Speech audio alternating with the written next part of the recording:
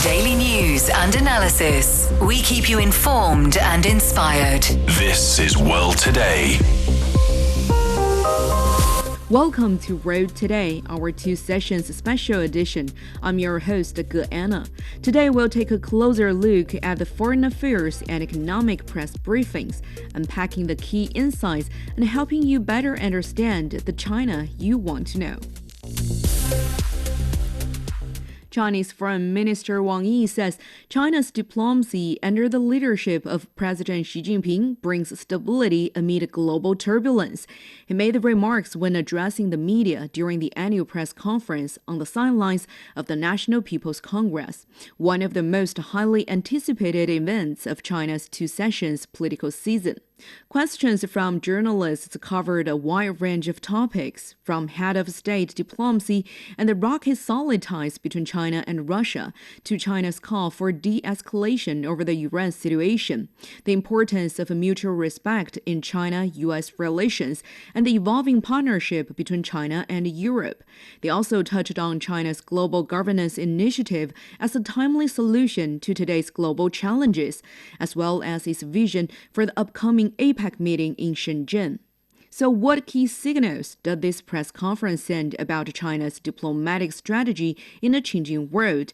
To delve into this, joining us on the line are Zha Daojiong, Professor of International Political Economy at the School of International Studies at Peking University, and Andy Mok, Professor at Beijing Foreign Studies University.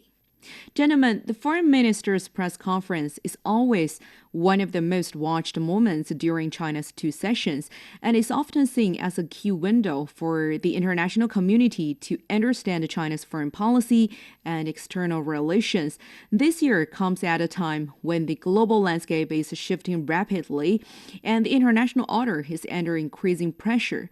So, Professor Zha, after listening to the entire press conference, what stood out to you as the most important message from Foreign Minister Wang Yi? Well, in a very short time span, I think he covered some 21 different questions. There was some overlap. So it's hard to say which one were the most memorable or most important message. But it did come across to me, Mr. Wang was explicit about not signing up to the idea of so-called group of two. However, impromptu, President Trump referred to that when he was in South Korea. It's important at the juncture because over there in Europe and also in much of the global South, there is a different set of expectations. In some sense, this is not conspiracy theory.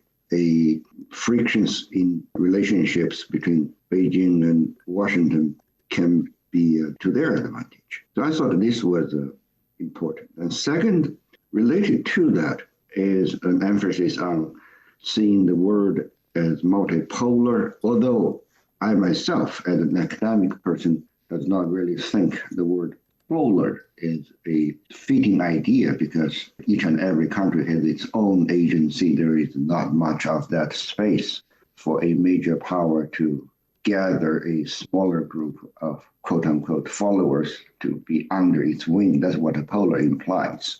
But in any case, that was my take of a central message, because this is not just about big powers, it's about China and the rest of the world.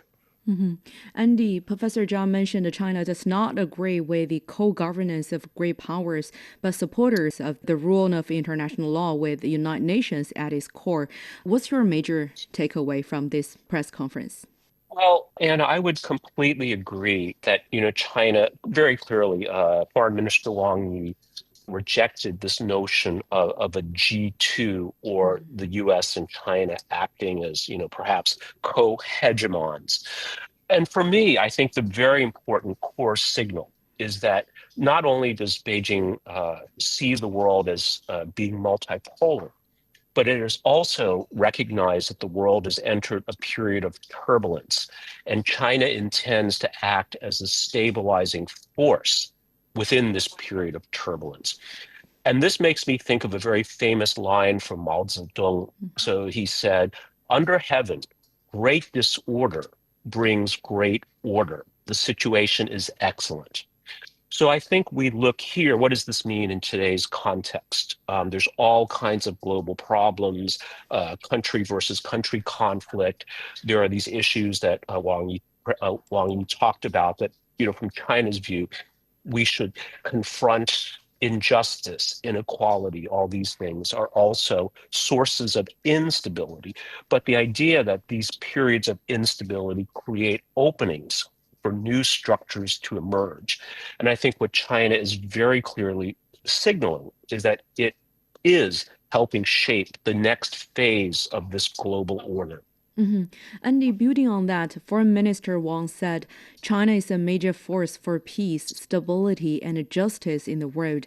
He also highlighted the head of state diplomacy is the anchor of China's diplomacy. And we've seen Chinese leadership diplomacy remain very active both last year and at the start of this year. So how important is this leader-to-leader diplomacy in shaping China's foreign policy today? Well, I think it's incredibly important, Anna. I think, first of all, any large bureaucracy like government, every national government is, in fact, a very large, complex bureaucracy. We have, what some academics would call policy distortion. We think about children playing the game of telephone. I tell you something, you tell someone else something. Further down the line, the message becomes completely distorted. So when we have leader level diplomacy, I think, first of all, that really ensures that the direction, the vision remains much more clear. And I think that especially with countries with effective governance structures, when a top leader says something, does something, we can see that efficiently reflected throughout the entire government. So I think that's very important. And then the third part is, I think, the example it sets. So we all know, especially in large organizations, people look to the leadership for both good and bad examples. So I think with President Xi leading by example here, again, the most precious resource for any leader is their time and energy. And we see so much being devoted to international relations. And I think that can't help but inspire not only the diplomats in the foreign ministry, but really you think about the Ministry of Commerce, Ministry of Science and Technology, et cetera, that all have global engagement as a very important part of their mandate. So I think that for these reasons, this head of state diplomacy, and again, as you mentioned, as Foreign Minister Wang Yi described it, the anchor of China's foreign policy, I think is very, very true and very correct, especially as the world becomes more fragmented, that this is very, very important. Professor Zhao, what's your take on China's head of state diplomacy? Well, head of state diplomacy, or for the main leader or top leader by a government to be personally involved in diplomacy, including through visits and attending international conferences and forums. I think that's what's meant by head of state diplomacy. In diplomatic protocol, you may have, one leader meeting another leader, but let's leave all those operative sides aside for a moment. That type of diplomacy is, Andy just mentioned, more consequential. It has to do with the rapid spread of information, the ease in access to images about a foreign country, to views, thanks to the improvement of telecommunications. So you have formal government agencies, you also have individuals, you have corporate leaders. It's much harder for all the different actors who either formally or informally have a role in shaping the foreign policy of a country towards, let's put for now, simplify that to another country. Out of that, you have a much larger space for one functional agency of a government to feel, it is doing it for the rest of the government or for the country. Or for that matter, you also have individuals who, especially the powerful ones, he or she is doing things for the whole country. So then head of state diplomacy is important in that it sets the tune, it sets the direction, it actually brings back some level of discipline against the background of the diversification, de facto diversification of foreign policy actors. Professor Zhao, we know China-Russia high-level diplomatic exchanges remain active, with the two leaders holding a phone conversation on China's New Year's Eve. When talking about Russia, Wang Yi described China-Russia ties as rock solid against all odds. So how do you interpret Beijing's current view of the relationship with Moscow? When we are doing this in English and we face an English-speaking audience, they have certain expectations or certain framings about Russia or China's relationship with Russia. So it's hard to convince, for any kind of answer, to convince them that, well, to the Chinese or possibly to Russians as well, they have a set of rationale for conducting the business as they have been doing. But the interesting part of the story about Russia is if you look at Europe, right? Europe actually failed to agree on the 20th package of sanctions against Russia, or even for that matter, there was one reported detail about a senior Ukrainian diplomat posted in the United States, saying she had received comments from American officials complaining about the Ukrainian drone having affected American oil investment inside Russia. So you see, it's very complex. It's never really that clear cut. So going back to the rock solid idea, what I took a little bit detour to say, we should not be saying, well, the only country that interacts in a substantial way or very much treating or retaining some level of normalcy in relation to Russia, China is far from the only country that's doing that. Andy, anything to add? And I do want to add a bit to China's relationship with Russia, because it's not only rock solid, but it plays very important role, I think, in the relationship with the United States, in that China has what it calls a comprehensive strategic partnership of coordination for a new era, which is a mouthful, but really incorporates, I think, a lot of very, very important assessments and objectives of how the world really must be in order to be truly multilateral, to really create a shared future for mankind or for humanity. And the last thing I just want to briefly add about this is that the realities really matter, what is happening, but the optics matter as well. And here, I think China and Russia both share a very important common experience in that they both have been delegitimized by the West, especially by the United States, in that their concerns, their security necessities are dismissed or delegitimized. So I think this really creates a deep shared understanding. And if we look at it even from a historical perspective, we look at the Western narratives of World War II.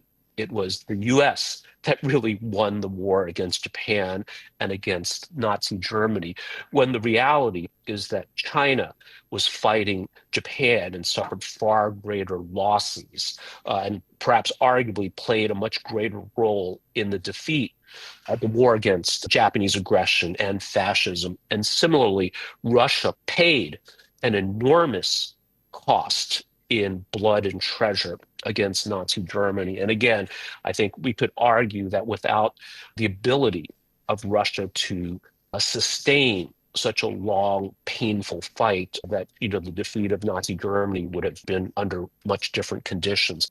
Andy, during the press conference, many of the questions raised by journalists were in some way linked to the United States. Based on Foreign Minister Wang's remarks, how do you think Beijing currently perceives the role of the United States in global affairs? And what signals did you see regarding the future trajectory of China-US relations? Yeah, so Anna, we hear a lot, and of course it's completely true, that this bilateral relationship between China and the United States is one of the most significant in the world because of the size of their economies, their militaries, etc. So I think that is completely true. Now, within that, I think what Foreign Minister Wang Yi said is especially worth paying attention to, is that if this relationship is approached with sincerity and in good faith, then many, many more good things can happen. So the scope of cooperation can expand. And I think these words were very, very deliberately chosen because we look at, especially the past few months, that President Trump has engaged in, a radical new form of diplomacy that some might call head on a pike diplomacy, meaning directly attacking the head of state, as we've seen with President Maduro in Venezuela, and then the killing of the Ayatollah and a lot of the top leadership in Iran as well, and especially with Iran happening while what seemingly effective negotiations were happening, is probably the very definition of a lack of good faith and negotiating with sincerity. So I think, these words were clearly chosen. So I think this is a big challenge. Professor Zha, given what has been described by Andy on U.S. factor in today's international affairs, a reporter also asked whether China's global governance initiative, along with its role in groups like BRICS and the Shanghai Cooperation Organization, means Beijing wants to play a bigger role in global governance and perhaps challenge Western-led systems. How do you see that issue, and what exactly is China trying to do when it comes to global governance? Global governance, was it Western-led or Western-invested, or was it created also together with what we call global south or countries that were less developed? Historians, I'm talking about scholars who studied the formative years of the history of the setups for global governance, including the World Bank. It was not that Western, although they had most of the most greater portion of the funding came from industrialized countries. I never really believe we have much evidence to say for global governance as a topic, whether it's through BRICS or SEO or other, or China coming with this initiative, another country has another initiative. It's really another either or, right? Meaning either you are supporting global governance or you're against it. Because if it was global governance, it was involved expressions of interest, it involved contributions, also involved investment by all parties. Mm-hmm. Andy, what's your take on the concerns from some Western countries that China wants to play a bigger role in global governance and perhaps challenge Western-led systems? What exactly China is trying to do when it comes to global governance? Well, Anna, I think, in a sense, they are absolutely correct. I think China does, and I would say, in fact, want to, and I would say must play a greater role in global governance. Again, the size of its economy, the size of its population, et cetera. And it only has not played a greater role in the past due to certain historical conditions. So I think that is absolutely true. What is not true is that China is not trying to overthrow the existing system, but it really is, some analysts would call it a revisionist power, not a revolutionary power. So I think, yes, that is true. I would also say that what China has done is it really has done its homework in terms of doing the hard thinking, the Global Development Initiative and the Global Governance Initiative. We shouldn't forget there is also Global Civilizational Initiative as well. And these actually are interrelated, and I think, again, demonstrate that China has done the hard intellectual labor of thinking about how do we actually bring a better world about. So GDI, the Global Development Initiative, I think we can think of as primarily about economics. How do we materially improve the lives of everyone around the world? GGI, the Global Governance Initiative, is about politics. How do we then manage polities better? How do we manage the relations between states? And then finally, the Global Civilization Initiative, I think, is really meant at a philosophical layer to how do we unleash perhaps the latent power of the different civilizations around the world, their values, their culture, etc. And I think that why this is important is that the world is far from perfect. And anyone that is able to offer a better solution that is practical and implementable, I think certainly should be welcomed by everyone around the world, including the incumbent Western powers. And, I would add just very briefly to Professor Zha's comment about the existing world order. While it was created largely by Western nations, I think we shouldn't overlook the fact that the United States, because it was the last standing great power after World War II, largely dictated the form and even the operation of many of these pillars of the current global order. And again, I think this is changing as the US's share of economic output, I think its relative position on the global stage as we see countries like China, like India. I think Fareed Zakaria once called this the rise of the rest. It's no longer one enormous unipolar country dominating the global order. And this is, again, just the natural order of things. Mm-hmm. Andy, let's shift gear to the Middle East. When it comes to the region, especially Iran and Gaza, Wang Yi boiled China's stance down to one word, ceasefire. He also warned that hard fists do not make hard facts. The war in Iran that should never have happened and one that benefits no party. Earlier, he also mentioned that China will send a special envoy to the region to conduct mediation efforts regarding the latest escalation in Iran. So how do you interpret China's position here and the role it can play in the Middle East? Well, this is a very difficult situation. And I think that, China probably is the only major power, perhaps, that can truly and also be seen as an honest broker in that it has relationships with every country in this part of the world, Iran, of course, but also Israel, the Kingdom of KSA, the Kingdom of Saudi Arabia, UAE, et cetera, et cetera, et cetera.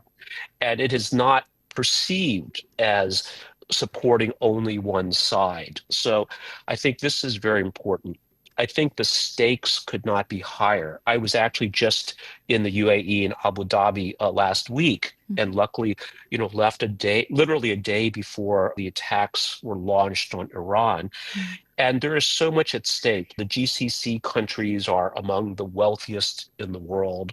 They've invested trillions of dollars at stake as they look to transition their countries from being fossil fuel based to perhaps we could say the industries of the future, and they become global aviation hubs, AI, data centers, et cetera, are really all predicated on regional peace and stability.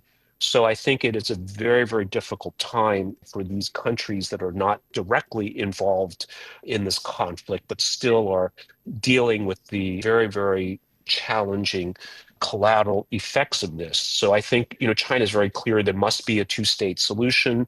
This should be resolved through dialogue. And, I think the hope is that if some sort of resolution can be reached, this part of the world will be amazing in terms of what it can do in the region, but I think also its impact globally. So briefly, I think China is the only country with the credibility to truly say it is neutral and objective, and that the stakes couldn't be higher for reaching a conclusion to these long-standing difficulties.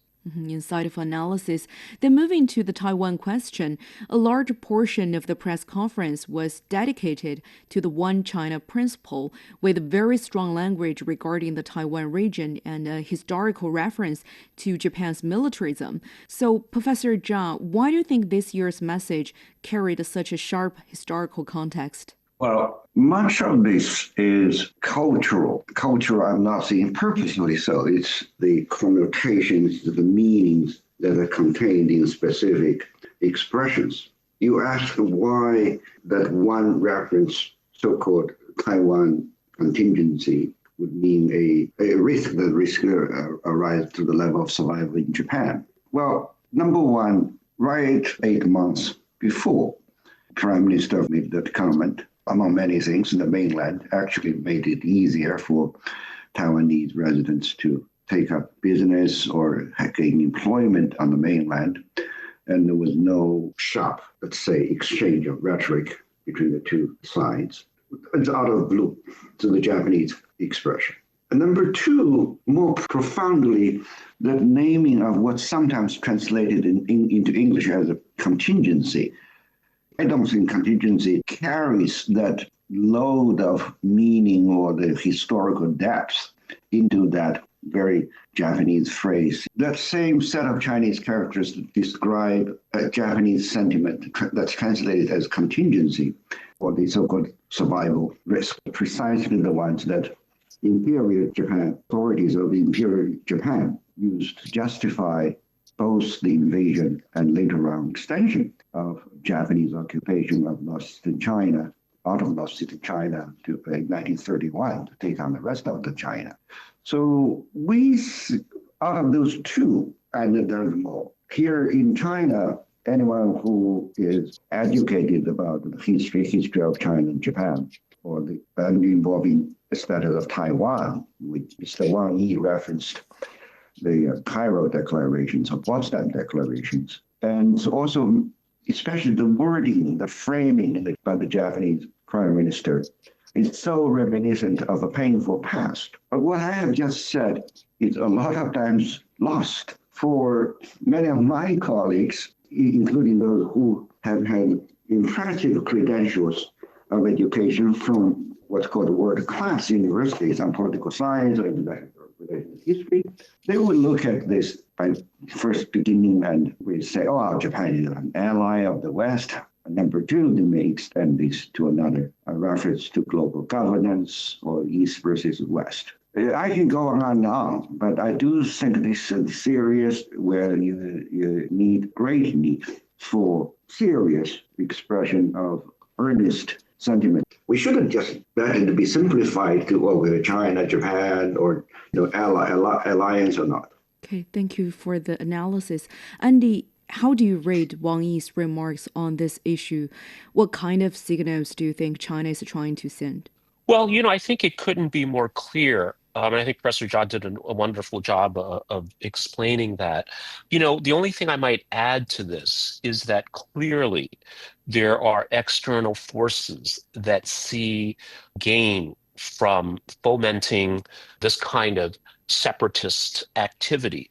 And I think we also can't separate this from the history of Japan. And we know that there are currents within the Japanese political system that really see kind of an overturning of the verdict of history, right? If we can call this where we are post 1945, and that this is very dangerous. And I think some in Japan would see that Taiwan is a vehicle or an instrument for doing this. So again, I think this is why Foreign Minister Wang Yi really appropriately had such clear and strong language about this, not only citing the legal infrastructure around this, the historical precedent, and I think also China's stance on this question. Thanks for those insightful analyses. That were Andy Mock, professor at Beijing Foreign Studies University, and Professor Zha Daojiong from International Political Economy at the School of International Studies at Peking University. Let's have a short break. Coming back, we'll explore China's financial priorities for the coming year. This is World Today. Stay with us.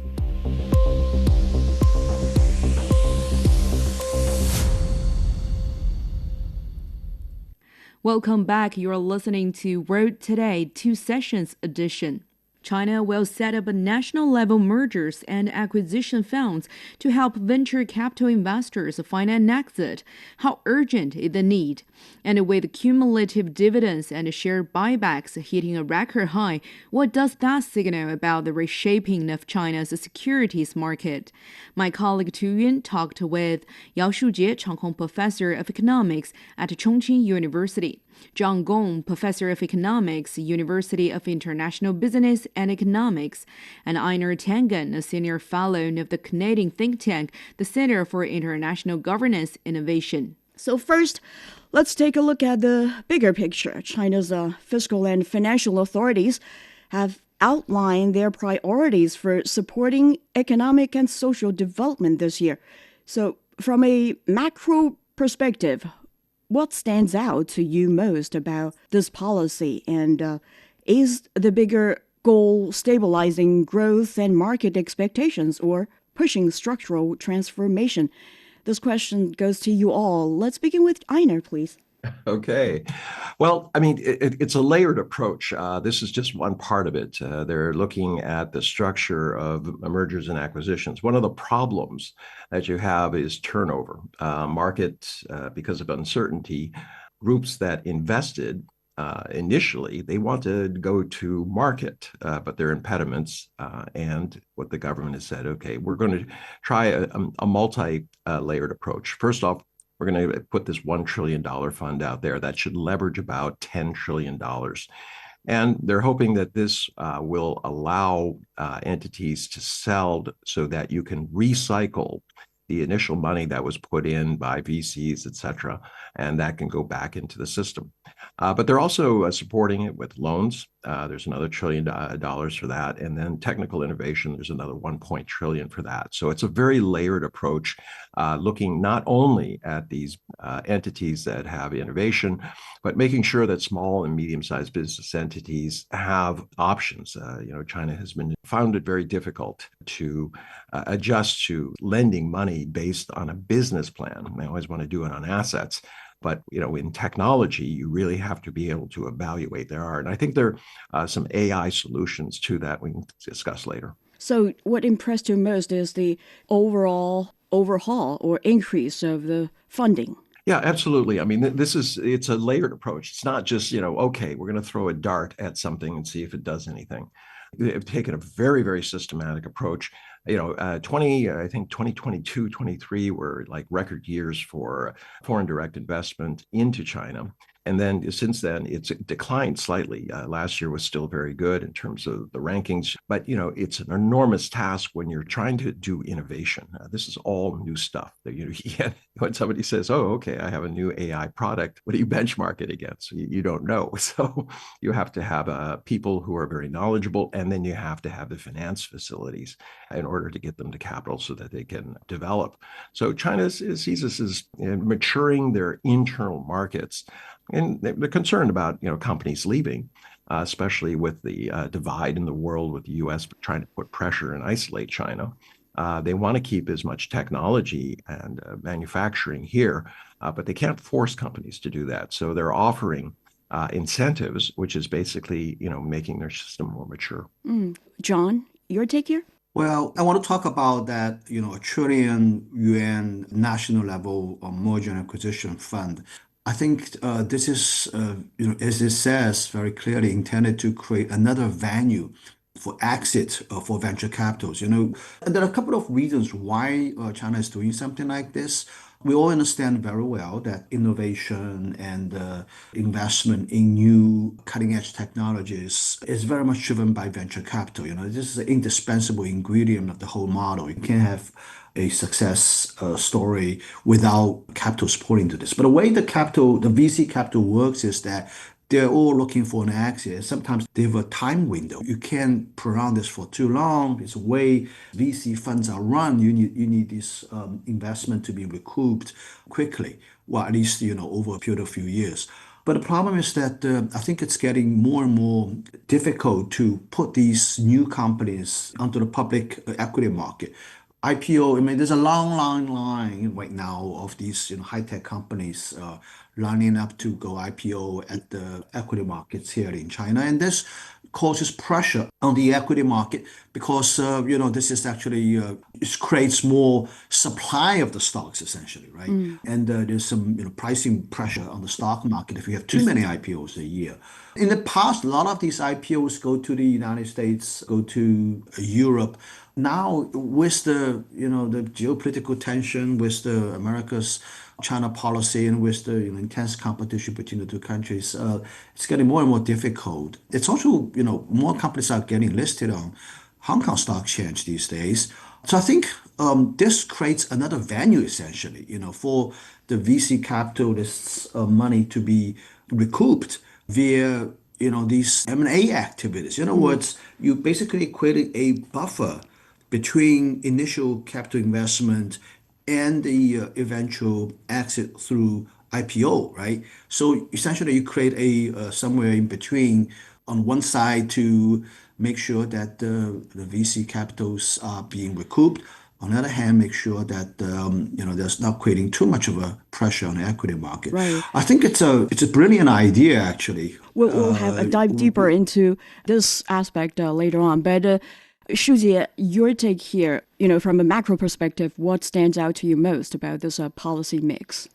We have to look at the basic foundation of what China really needs at this stage, because this is the first year of the 15th five-year plan.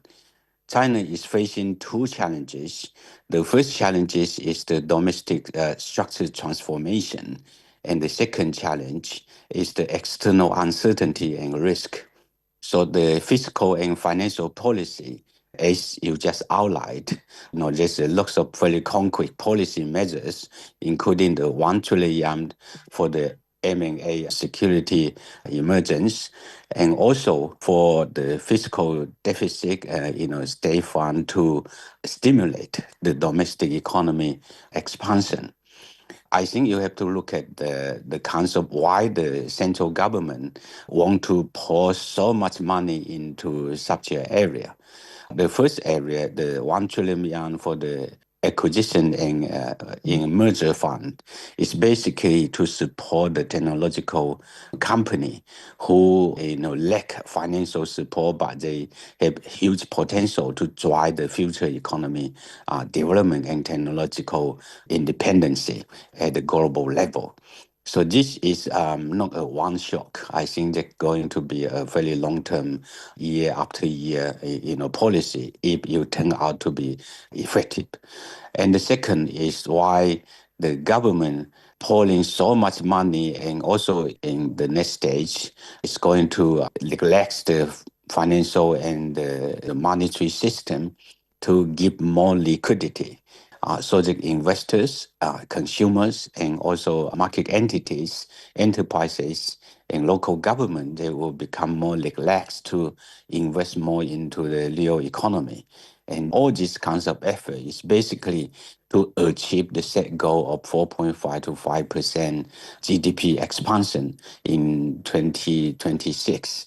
Because this is the first year of the five-year plan. It's very important that the policy ammunitions, the fiscal and monetary policy have to be highly precise, effective, and also surmountable to all different barriers in the economy system. Yes, we want a good opening, like they say. A good opening is halfway to success, right?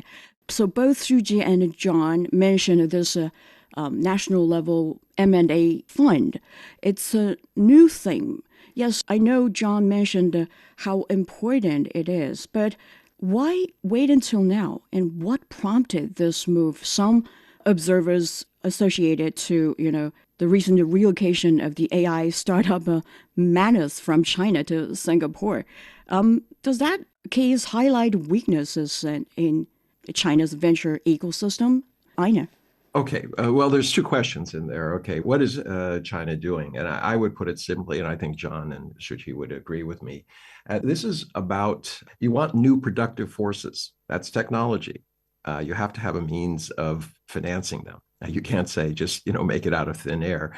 You have to provide support. So these are just simply support items that they're doing now, especially because they're emphasizing that, the way forward for China is, as they keep saying, new productive forces. In terms of Manus, that is slightly different. There are a lot of entities that are trying to make sure that they have as much market as possible. With the difficulties, geopolitical pressure that the United States is putting on China as it seeks to isolate it, if you're based in China, the likelihood is that you're going to have real problems. Just remember, TikTok was based in Singapore. They had a CEO from Singapore, but that didn't seem to matter at all to the United States. So in the kind of hysteria that's going on, a lot of companies are saying, okay, we have to have a strategy so that we're not cut off from markets. So that was really the central core of what they're doing. It's also, you should notice that it's easier for cross-border transactions, liquidity, if you're in a third country like Singapore. China, as I said earlier, is trying to put together a package where the new technologies developed here, manufactured here, applied here. But they're not going to stop companies from trying to develop markets outside. That would be, cutting off your nose to spite your face.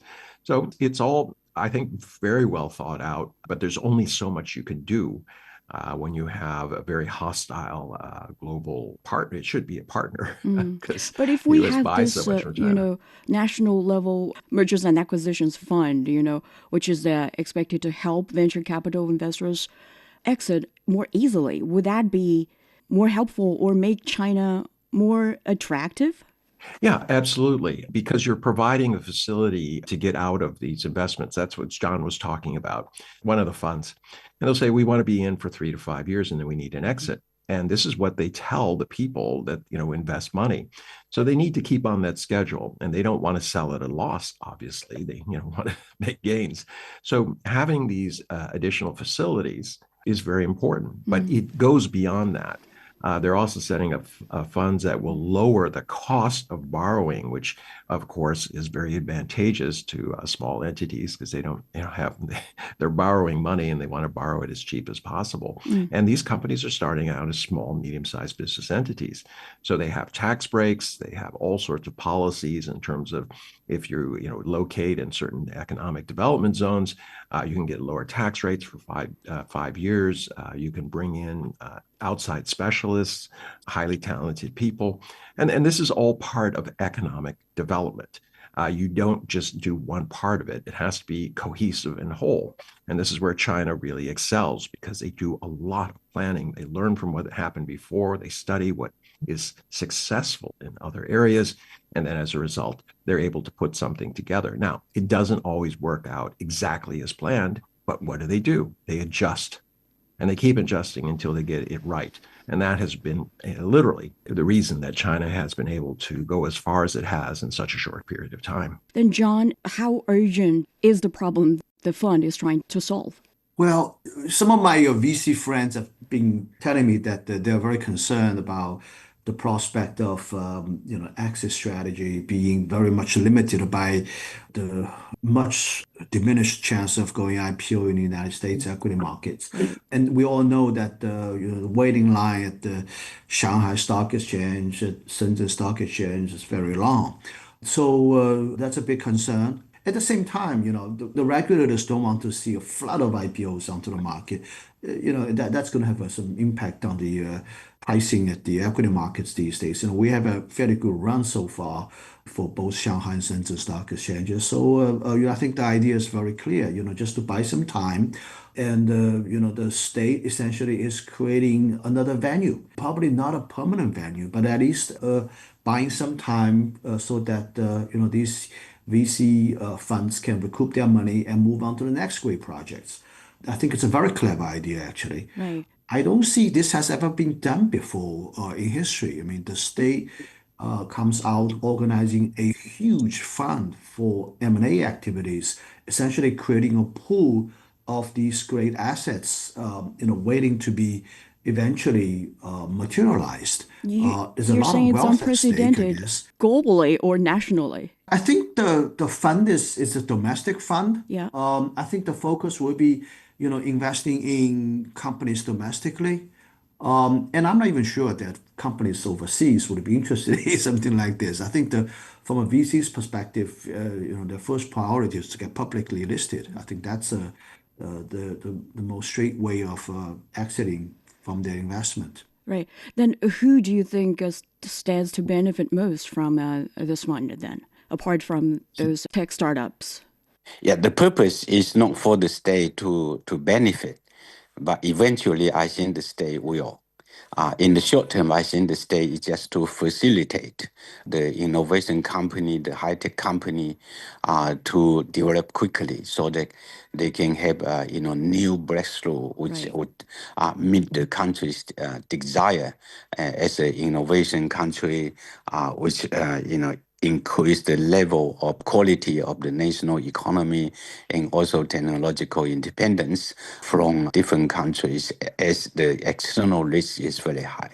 But I think the fund, if it is used very effectively so that some new technology will come to the market and being implemented at the real economy to propel the real sector, the industrial sector, the service sector, so that they can generate commercial profit. And once they generate commercial profit, then the state will benefit. But this kinds of venture capital, this kinds of A&M fund, they have to have a long-term vision, because in the short term, it means that you put the money into the market, but you may not have an immediate return. But once the return is coming, it may take time, but it can be very massive, and then the state will benefit. Actually, the state is look at the global or the social benefit of the entire country rather than the state financial ministry or the central bank. The state would have a very longer term to see how this investment will benefit, and they supported a particular sector or a few sector, especially in the AI and also automation, robotic, and also new energy sector. So they have to be highly targeted. They're going to have a long-term benefit for the whole society, not only the enterprises as such, but also the consumers and also the social environment. Right. Thanks, Zhijie. And now let's move on to fiscal policy, something new there.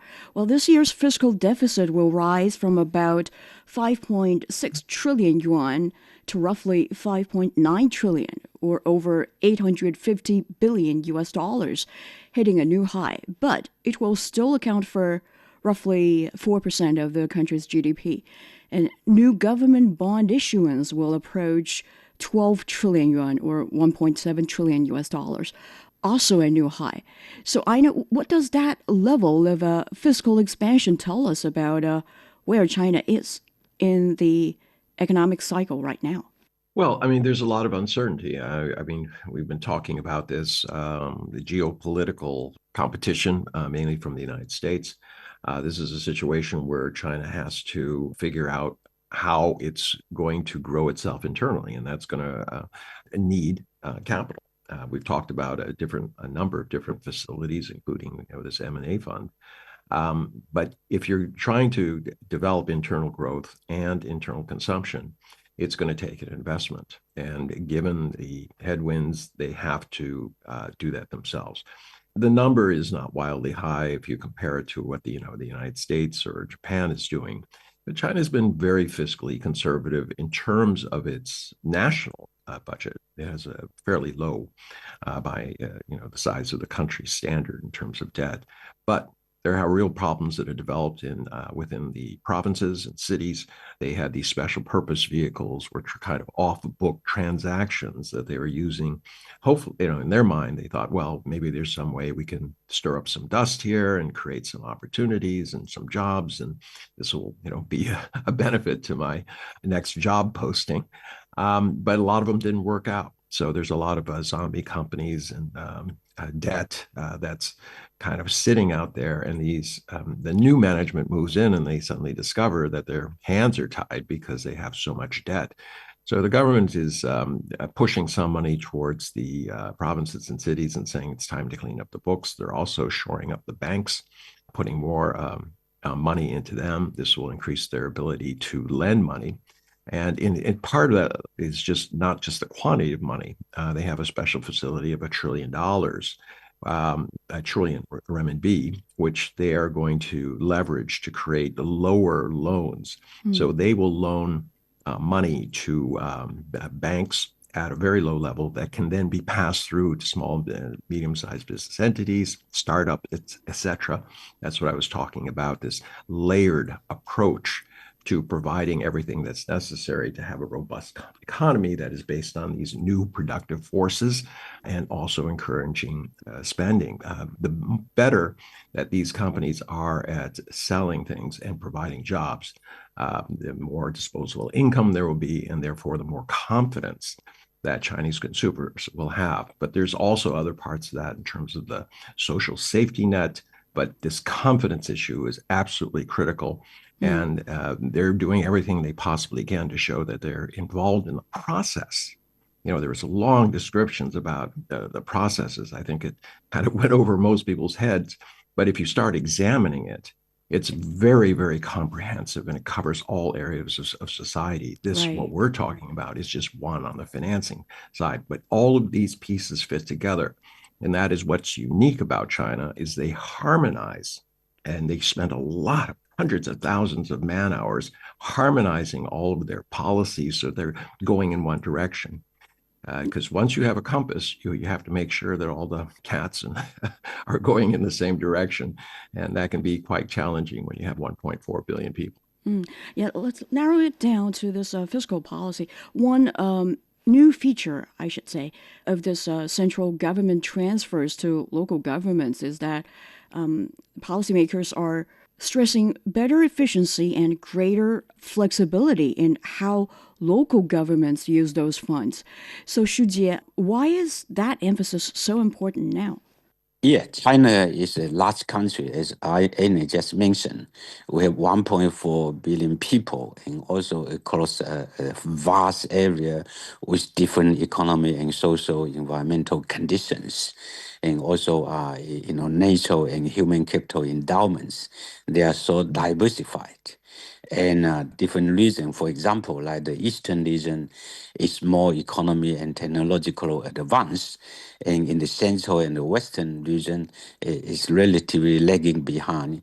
And in northeastern China, it requires a lot of investment to legitimize the traditional economy. So the central government play a role of helping, the lagging behind region to catch up with the more advanced region, so the country can have a more balanced economy and social development.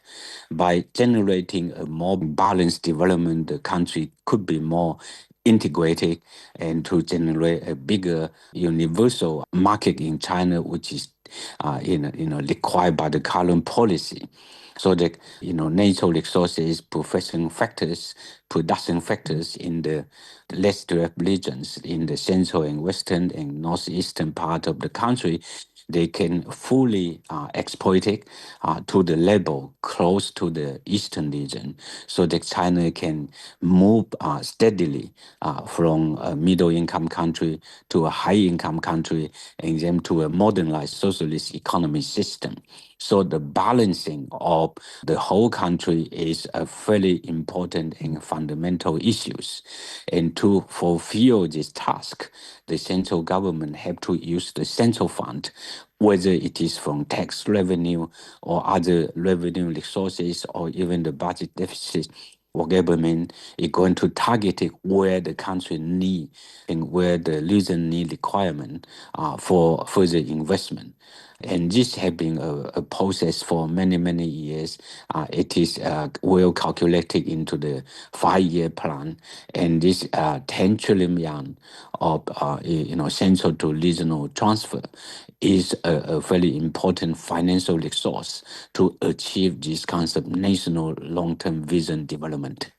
But with greater flexibility, would there also be any risks like weaker oversight or mismatches between funding and projects? Do you have any concern, Shujie? Yes, certainly. I mean, the amount of money is fairly massive in a way, and some project could be fail, could not achieve the desired objective. But on the main, I think, according to the past experience, I think the central government is highly intelligent in terms of targeting where the project need and balancing the risk of the regional local authority and the central authority.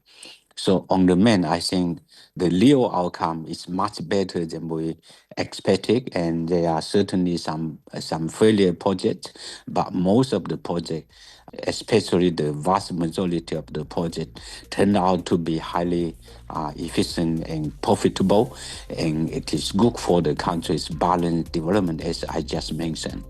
That was Yao Shujie, Changkong Professor of Economics, Chongqing University, Zhang Gong, Professor of Economics at University of International Business and Economics, and Einar Tangen, a Senior Fellow of the Canadian think tank, the Center for International Governance Innovation, speaking with Tu Yun. That's all the time for this two sessions edition of World Today.